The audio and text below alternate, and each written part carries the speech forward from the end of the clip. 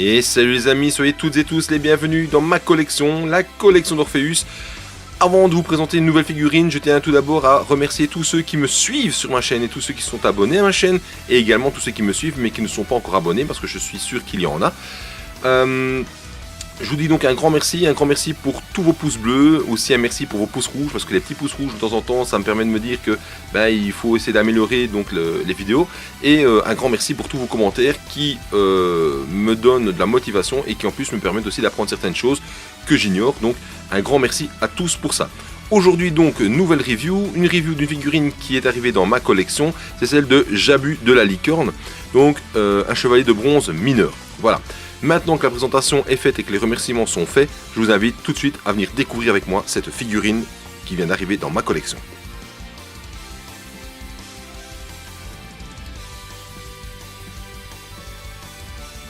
C'est parti les amis, on va découvrir ensemble la boîte de cette Miklos classique. Alors qui dit Miklos classique dit boîte en volet. Et ici on va retrouver sur l'avant-plan donc la figurine montée en armure, et sur l'arrière-plan le personnage tiré de l'animé. Et encore un peu plus loin dans l'arrière-plan, les deux colonnes grecques de part et d'autre, plus le fond étoilé. Et cela va nous rappeler quelque chose. Et bien oui, ça nous rappelle exactement, comme vous l'avez deviné, les boîtes DV3.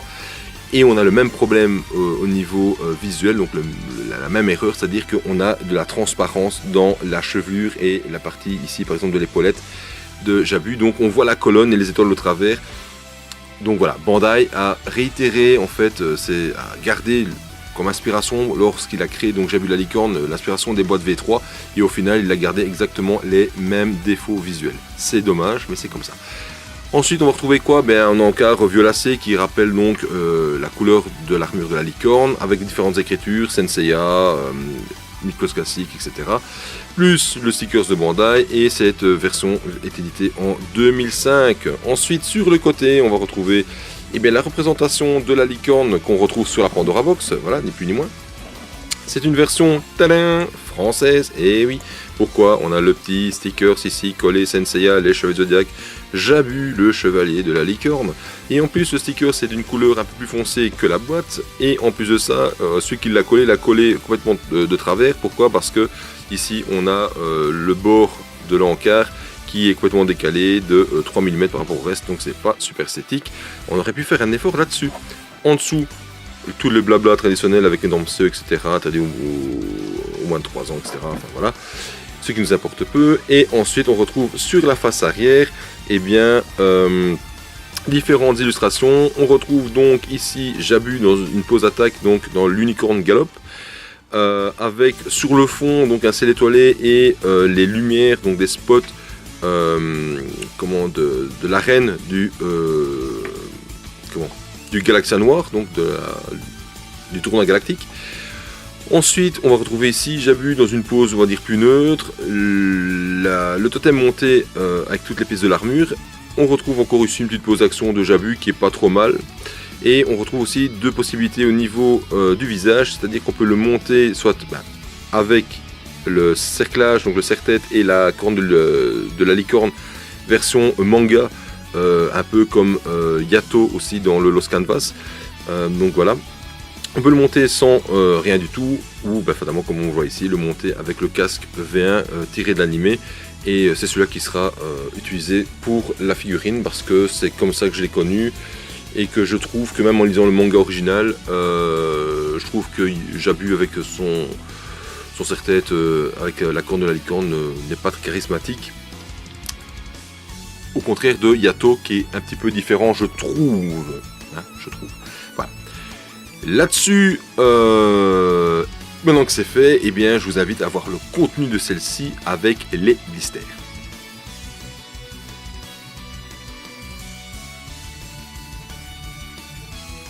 Découvrons ensemble le contenu de cette boîte. Alors on commence de suite avec la notice, donc en couleur, et également fourni avec la notice en noir et blanc, vu que c'est une édition française, donc avec une partie néerlandaise sur l'autre face, qui peut être intéressante pour comprendre certaines infos sur le personnage, mais ici c'est pas l'objet de la review.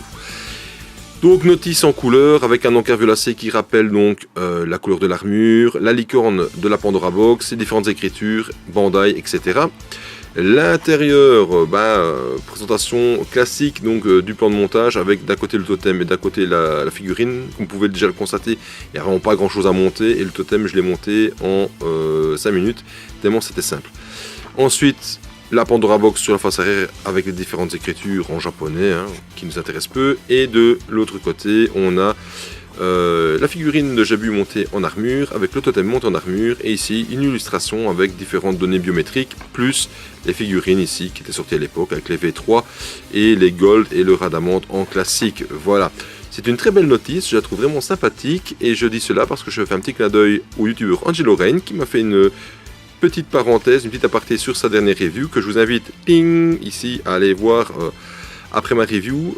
C'est la review de Rune de Balrog qu'il a réalisé récemment et vous allez voir, il y a des choses intéressantes sur la figurine par rapport à la même figurine faite par d'autres youtubeurs, mais il vous en parlera plus longuement dans sa review, donc je vous invite à aller la voir après ma review. Ensuite, qui dit donc Miklos classique dit 2 blisters, parce que oui, chez nous on dit des blisters. Angelo, c'est pourquoi je dis ça. Alors, premier blister, je vais d'ailleurs pousser la boîte sur le côté, comme ça on aura un peu plus de place. Hop, voilà. Premier blister ici qu'on va retrouver, donc c'est le personnage de Jabu, monté avec des mains déjà aux couleurs de l'armure, donc il n'y a pas de main couleur chair. Les différentes pièces d'armure, vous voyez, il n'y en a pas beaucoup. On a le visage, la chevelure ici pour être montée sans casque, la chevelure pour être montée avec le casque, une petite mèche en puce qui peut venir se fixer pour je ne sais trop quoi, donc je verrai ça dans la notice. Et ensuite, on a le deuxième blister ici. Alors, on va faire comme ça, c'est mieux. La deuxième blister ici avec les différentes pièces d'armure restantes, donc les plaques avant, la plaque arrière, les 2 épaulettes, le plastron. Le casque ici, donc le serre-tête de la version manga, ouais. Et ensuite on a, en plus des deux, de la paire de mains qui est déjà présente sur la figurine, 2 paires de mains ici encore en plus avec des mains en pronation, index et pouce joint et index et pouce plus écarté, voilà tout simplement. Donc posing assez limité, cela va sans dire. Donc maintenant que le contenu a été dévoilé, et bien maintenant je vais tout ouvrir en vitesse, le temps de faire une ellipse, et on se retrouve pour le montage qui va être très très très rapide. A tout de suite les amis.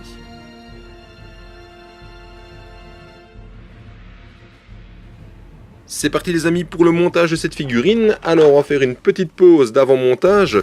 Donc on va faire serrer les biceps de Jabu, les abdos, les pectoraux bien gonflés. On donne une belle petite pause. On va faire en sorte qu'ils prennent une pose dynamique. Alors ici non, il va pas monter à cheval, absolument pas. Hop hop hop hop hop, voilà, la pose est terminée, donc la pose de post-montage est faite. Donc ici c'est une pose qui va nous rappeler quoi? Eh bien tout simplement que venez princesse Saori, venez sur mon dos, je vais faire le cheval pour vous, parce que c'est un méchant garçon, il veut pas venir. Moi je serai le plus fervent chevalier, toujours protecteur de votre personne. Venez chez moi, je suis un grand lèche-bot, venez, voilà. Donc moi, quand on parle de Jabu la licorne, c'est la première chose qui me revient à l'esprit, c'est son côté frotte-manche dans la série animée, d'accord. Donc voilà. Donc pause de post-montage, Jabu en pause attaque chien Saori. Alors, on va tout de suite commencer. Hop, on va enlever la chevelure, voilà. On va enlever les mains. Hop. Au niveau du corps, c'est relativement rigide pour les bras, les hanches ça va, les chevilles, celle-ci ça va, l'autre ici ça va, les genoux c'est un peu souple mais ça ne devrait pas poser de problème parce que l'armure n'est pas très lourde, donc voilà. Donc on va faire le montage, vous allez voir que ça va être assez rapide, il n'y a pas grand chose à monter dessus. Alors, Jabu la licorne, personnage aimé ou détesté, moi personnellement je ne l'aime pas, je le trouve pas charismatique du tout, je le trouve frotte-manche à souhait, c'est un personnage que je n'aime pas. Voilà, quand je le vois, déjà dans le manga on ne le voit pas beaucoup, mais alors dans l'anime pour le peu qu'on le voit, moi il m'agace, donc voilà, je trouve pas ça génial. Et en plus, pour le peu qu'on le voit encore après dans le manga ou dans l'anime, il est toujours prétentieux. Enfin, moi je l'aime pas. Par contre, si on prend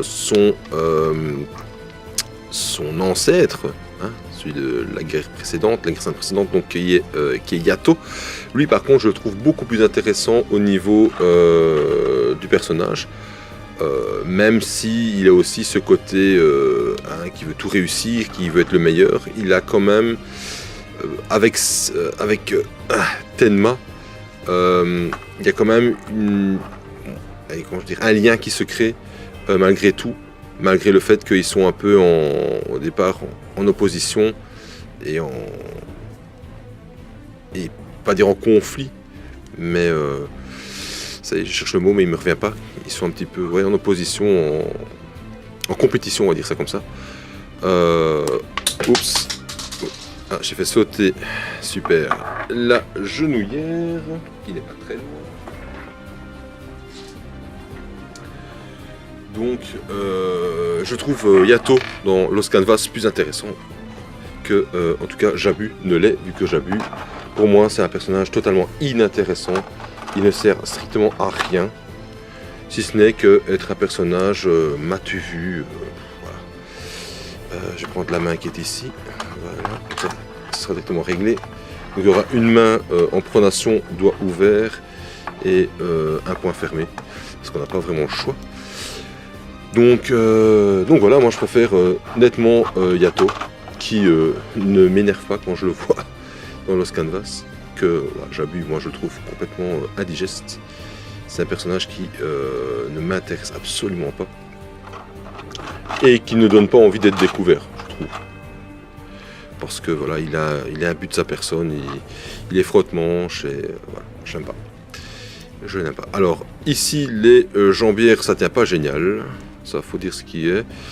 Faut vraiment bien les pousser bien haut pour bien les serrer. C'est pas extraordinaire. Donc les genouillères, vous avez vu, ça tombe un petit peu. Bon, ça c'est récurrent sur les Miklos, hein, mais en plus de ça, je trouve qu'elles vont pas assez loin dans leur orifice, je trouve. Ouais, ça tombe. Ça c'est vraiment désagréable quand il y a des pièces qui tiennent pas. C'est en métal, c'est en métal, c'est en métal, c'est en métal, c'est en métal, et les pieds sont en métal. Voilà, donc là-dessus, pas de souci, tout est bien fait. Au niveau design, faut dire que c'est quand même pas mal, design, et au niveau au niveau de la couleur, c'est ça, c'est bien fait, il n'y a pas de défaut. Parfois on peut voir comme des petites bulles, mais c'est vraiment très léger. Enfin, voilà. C'est pas non plus quelque chose qui est trop dérangeant au niveau du visuel. Alors vous le voyez, ça se montre super simple. Hein. C'est very easy, very easy, very easy. Hop, voilà, ça se monte. Alors ici, ça c'est marrant parce que la boucle ne va pas de bord à bord, alors que dans la boîte, elle est fermée de bord à bord. Et pourtant, ça ne pose pas de souci pour mettre la plaque avant qui hop, voilà, est placée, tout simplement. Alors ici, pour les épaulettes, c'est assez particulier aussi. Vous voyez qu'il y a des trous. Et en fait, c'est un système comme ceci qui vient se clipser donc, dans les trous, tout simplement. Bon, c'est un nouveau système que Bandai avait inventé à l'époque. C'est pas mal. C'est simple. L'épaulette, elle, par contre, est entièrement en plastique. Ouais, c'est du plastique. Ah, quoique... Métal plastique. Ça m'a l'air léger. Donc je dirais peut-être bien plastique. En tout cas, celle-ci est en plastique. Non, ça c'est métal. Voilà, ça c'est métal. Quand je regarde vraiment plus près au niveau de la couleur, ça c'est métal et ça c'est plastique. D'ailleurs, je sais pas si on voit bien l'écran. Ici c'est métallisé. Et on voit qu'il y a quand même une différence de couleur. Donc l'épaulette principale est en métal. La partie qui se clipse est en plastique. Bon, voilà. Ça vaut ce que ça vaut. Après, je trouve que ça redescend pas super bien sur l'avant. Je sais pas si on voit bien là. Ça, on va peut-être faire comme ça. Voilà. Il y a un petit écart. Donc au niveau esthétique, c'est pas extraordinaire. Bon, maintenant voilà. Ça vaut ce que ça vaut. Et je regarde parce que je vais quand même l'enlever parce que du coup, j'ai pas regardé s'il y avait une gauche et une droite. Vu qu'elles sont identiques, ça c'est la gauche. Donc c'était l'inverse. Hop. On va quand même respecter l'ordre des choses. Hein. Donc, non, c'est juste. Donc ça c'est la. Qu'est-ce que j'ai fait comme bêtise. Donc ça c'est la droite. Donc la droite c'est celle-ci. Oui, c'est bien ce que je dis. C'est celle-ci. Hop, c'est voilà. Là, du coup c'est peut-être un petit peu mieux. Ouais, ça. Ouais, c'est un tout petit peu mieux, mais encore, c'est même pas, non, c'est kiff kiff bourricot, ça change rien au problème. Donc voilà, ça c'est monté. Alors, petite mèche de cheveux que je disais dans la présentation du mystère, en fait, elle sert à quoi? Elle sert à venir ici devant sur son crâne, hop, voilà. Pourquoi? Tout simplement parce que quand on va le monter avec le casque, eh bien, il va se placer dedans, voilà, hop, et on voit un petit peu ses cheveux, voilà. Jabu est monté, c'est fini, tout va bien, et on va pouvoir faire une pose d'attaque qui va être différente de la pose d'avant-montage, car on va quand même lui donner un petit peu quand même d'intérêt et de charisme hein, à cette figurine, donc à ce personnage. Je range tout ça, on se retrouve dans la foulée pour la pose et le débrief de cette figurine. A tout de suite les amis.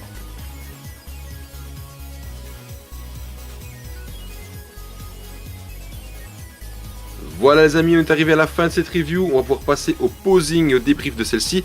Alors, au niveau de l'armure, que dire? Eh bien, elle est très bien faite, elle est très bien usinée, en tout cas pour le peu de pièces qu'il y a. Il n'y a pas de défaut au niveau de l'usinage, tout s'emboîte facilement, ça se place facilement. Petit bémol peut-être pour les jambières ici, enfin jambières cuissardes plutôt, qui ont peut-être tendance un peu à tomber si elles ne sont pas bien poussées à fond. Les genouillères, bah ça c'est typique des Miklos, bah, pour faire tenir c'est pas forcément top non plus, parfois un peu de patafix est nécessaire. Ici, j'en ai pas eu besoin, ça tient. La plaque avant elle tient très bien, les autres pièces d'armure tiennent très bien. Au niveau de la couleur, elle est très belle aussi, c'est très bien peint, il n'y a presque aucun défaut de peinture. Parfois on peut voir un tout petit défaut comme ici hein, sur la genouillère ici, petite boursouflure de peinture, mais voilà, c'est pas trop dérangeant à ce niveau là, donc voilà. Au niveau armure, esthétique et peinture, c'est impeccable. La corne brille vraiment bien, c'est vraiment nickel. Ensuite, au niveau du posing de la figurine, c'est assez facile. Pourquoi? Parce que le corps est quand même malgré tout assez rigide. Les pièces de l'armure ne pèsent pas trop lourdes, même si quasiment tout est en métal, en dehors donc du casque et du système d'accroche des épaulettes. Et des mains, fatalement, tout le restant est en métal et ça pose pas de soucis. Donc pour le posing, le corps est assez rigide malgré tout. Même si au début j'avais quand même les genoux un peu mous, mais ça tient très bien. Posing par contre assez limité hein, de par du nombre de mains qu'on a. On a 3 paires de mains et en plus de par le fait qu'on n'a qu'un seul visage, donc c'est pas génial. Après on peut le monter en casque V1 animé ou en serre-tête avec la corne à la licorne en version manga. C'était un choix. Moi, j'ai opté pour le casque parce que c'est comme ça que j'ai découvert Jabu et je trouve que c'est quand même comme ça que ça donne vraiment de l'intérêt à l'armure et pas ce casque, enfin ce serre-tête avec cette corne. Même si je trouve quand même qu'il va très bien sur le personnage de Yato dans la partie de Canvas que plus à Jabu pour lequel je trouve que ça ne va pas du tout. Sinon voilà, rien d'autre à redire cette figurine. Le tour est assez vite fait. Là-dessus. Est-ce qu'on doit l'avoir? Bah oui, comme tout collectionneur SNCA, on doit l'avoir si on ne l'a pas. Maintenant, si on n'est pas un fan d'invétéré et qu'on ne collectionne que les bronzes majeurs, bah, fatalement un bronze mineur n'est pas des plus intéressants. Ici, c'est un personnage qui va rentrer dans la collection, comme ça j'aurai tous les bronzes. Voilà, donc c'est le dernier qui me manquait. C'est pas le dernier qui vous sera présenté en mineur, parce qu'il y en a d'autres mineurs que je vais vous présenter, entre autres Ban et Ishii, qui vous seront présentés bien plus tard. Mais voilà, c'était le dernier qui me manquait dans la collection des bronzes, donc voilà, il va compléter tous mes bronzes V1, vu que c'était le dernier manquant à l'appel. En dehors de ça, voilà, une figurine qu'on a maintenant dans les 35 € à peu près en occasion, voilà, au sein de la communauté, chez les revendeurs connus de tous sur les réseaux sociaux. Là-dessus, je vous dis toujours un grand merci de me suivre, hein, de mettre des commentaires et des petits pouces bleus. Mettez des pouces rouges si vous avez envie de mettre un pouce rouge, mais le pouce rouge tout seul, c'est comme je le dis, ça sert à rien. Mettez un pouce rouge et dites-moi pourquoi vous avez mis le pouce rouge. Peut-être que c'est quelque chose qui pour vous est important au niveau de la vidéo et que si vous m'en faites pas part, je ne peux pas fatalement évoluer là-dedans. Donc si vous mettez un pouce rouge, n'hésitez pas à mettre un petit commentaire, me dire voilà, c'est moi qui ai mis le pouce rouge, je te le mets pour telle raison. Voilà. Tout simplement, ça permet d'avancer un peu dans le schmilblick. Si c'est un pouce rouge pour me dire voilà, la figurine est inintéressante, dites-le, mettez-le moi en commentaire. Au moins on sait que voilà, c'est pour vous, peut-être que c'est un personnage inintéressant. Et voilà, puis ça ne mange pas de pain que d'en mettre un sur la vidéo, donc de commentaires. Là-dessus, donc, je fais toujours un clin d'œil à tous les autres collègues youtubeurs du monde Senseiya et autres mondes aussi, hein, parce qu'il n'y a pas que le Senseiya dans la vie. Donc ici, je vous invite à aller voir la dernière review de David De Crick sur sa Miklos Balance SOG. Je vous invite également à aller voir la dernière review de The CNS sur le Dragon V3 EX OCE, et je vous invite également à aller voir la review de Anthony Saga qui a fait une petite review assez courte sur un posing avec Sorrento Siren en version X. Donc allez les voir. Allez voir également la vidéo, donc comme je l'avais dit, d'Angelo Rain sur Rune de Balrog. Allez voir également la vidéo qui est tout à fait hors contexte, par exemple de Site de Misère, hein, qui est connu tous aussi, qui fait aussi des reviews Senseiya, mais qui en a fait une ici sur un unboxing PS4 God of War. Très intéressant aussi à aller voir, donc je vous invite à aller visionner ça. Je vous invite à aller voir la chaîne de Deathmask qui fait du diorama. Je vous invite à aller voir la chaîne de Fenrir. Je vous invite à aller voir toutes les autres chaînes. Voilà, des autres youtubeurs. Intéressez-vous à tout ce qui existe au niveau du monde du jouet, monde de la figurine. Ou du gaming, voilà. Enfin, plus on en sait, plus on se cultive, et mieux on a, plus grand est notre savoir. Donc voilà, ça ne mange pas de pain que d'aller se renseigner et de découvrir d'autres choses que le monde de Senseiya. Donc voilà, là-dessus je vous dis à toutes et à tous une très bonne fin de journée, parce qu'ici il est déjà 7h30 à l'heure du tournage. Je vous dis à très très bientôt, et on fera les prochaines reviews sur des figurines issues de l'arc Hades. Voilà, petit teasing avant de faire donc ces reviews prochainement. Salut les amis, portez-vous bien, enflammez votre cosmos, enflammez votre passion, collectionnez tout ce que vous avez envie de collectionner. Il n'y a pas de grande ni de petite collection, on collectionne à son niveau. Et partagez vos connaissances et vos informations. Le partage, c'est ce qui est le plus important au niveau de la communauté, et pas les ragots, etc. qu'on pourrait voir ou lire ou entendre à gauche et à droite. Voilà. Salut les amis, à très très bientôt. C'était Orpheus qui vous dit ciao ciao.